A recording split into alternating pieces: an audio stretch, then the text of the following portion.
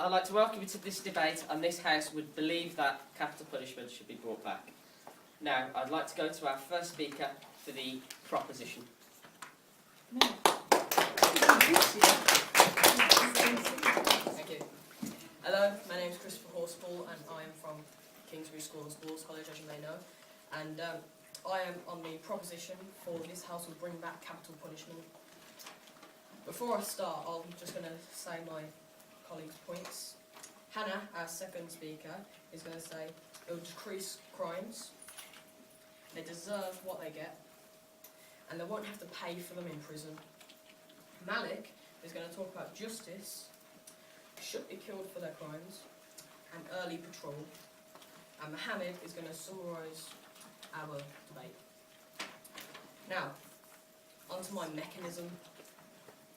The people that are going to be given capital punishments for doing crime is the people that when they go to prison for a crime, they come out and just do the same crime again. Because they do not learn in prison. In prison, you're supposed to learn and to come out as a different man or a different person. So, when you come out, do the same crime again. You also get capital punishment for murder, for rape, assist in murder, and assist in suicide. I'm just going to say how capital punishment is going to come. We're going to use a shock chair, not all the home drawn up or all brutal ways of killing them. We're going to use a shock chair, which is basically put them in a chair and shock them.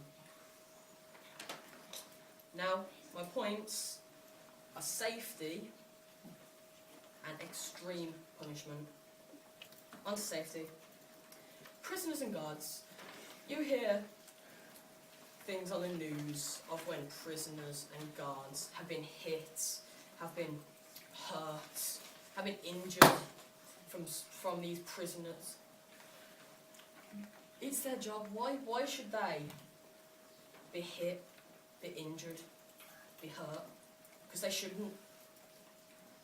Also, what about other prisoners as well? They're being hit, hurt, injured as well. So why are you going to put them through all this pain? Also, it's hurting the general public as well. If you do not put capital punishment in, the prisoners will just come out and just do the same thing that they did before. Why would you put the public, the prisoners, and the prison guards in danger? I don't understand. I mean, it's either get rid of this person, or you get rid of the civilians, because these people that are in prison are harming the civilians. Now, I'll go into extreme punishment. Have you heard the saying, the bigger the crime, bigger the time, or how it goes? That's basically what I'm saying. If you kill them, if you do all this proposition.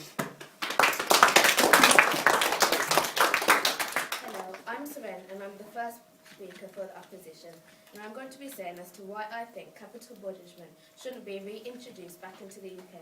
But firstly, our second speaker is going to be talking about innocence, and my second speaker is going to be talking about money, and my fourth speaker, Sam, is going to be summarising what we said, our points.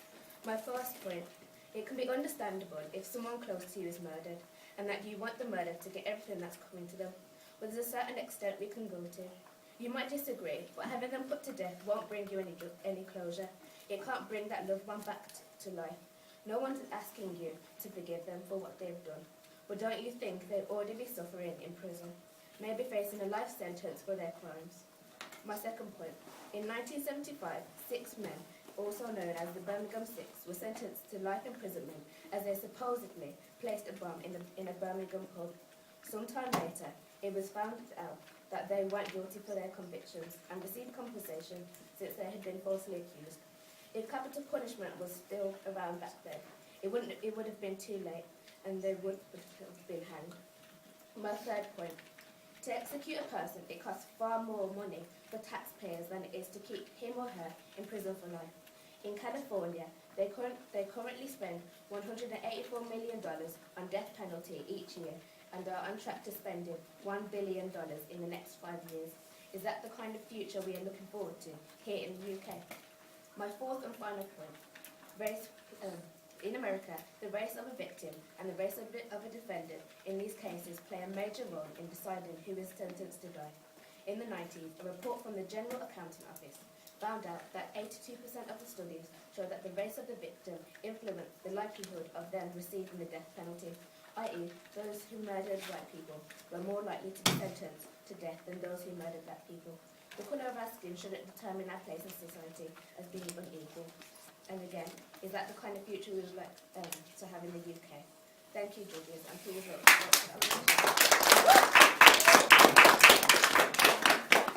Hi, I'm the second speaker for the proposition, and let me start by saying we should have capital punishment in the UK for these reasons. If a criminal has committed a serious crime, then they should suffer the consequences. They should get a taste of their own medicine.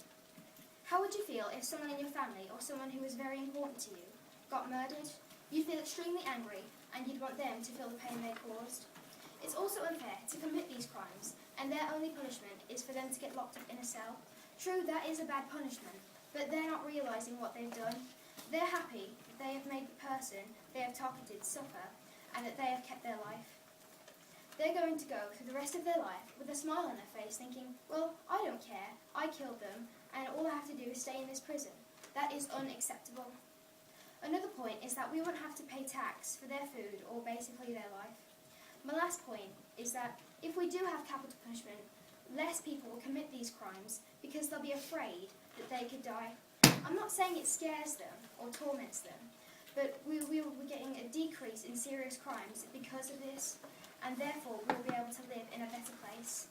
So judges, vote for us because you have common sense, and clearly proposition is the sensible team to vote for. Thank you. So hello, my name is Cameron, and I am the second speaker for the opposition. So first, you want to go down through my points. First thing is that everybody has a right to life, because everyone in this room has a value of life, and we're saying that we're going to take that life away from those people, which is wrong, because if someone commits a crime or anything in this room, then and we're going to go to kill them, it's really wrong, because they have a life, they've been made, and they're going to live their life. And it goes to my second point of it's a morally flawed concept, because everyone in this room must have their own morals and values, and as a whole human race we have our own morals and values, and we're saying, and you're saying to me, that first thing that we're going to do to someone is kill them just for doing a crime. Those people, okay, they've committed a crime, but there's other options, they can learn from them. So by saying that we're going to kill someone, they're going to learn, it's not going to happen. And the third point I would like to say is execution of the innocent. Because of this process, it's a long process, and you've got prosecutors and jurors, and they can make mistakes, because everyone makes mistakes.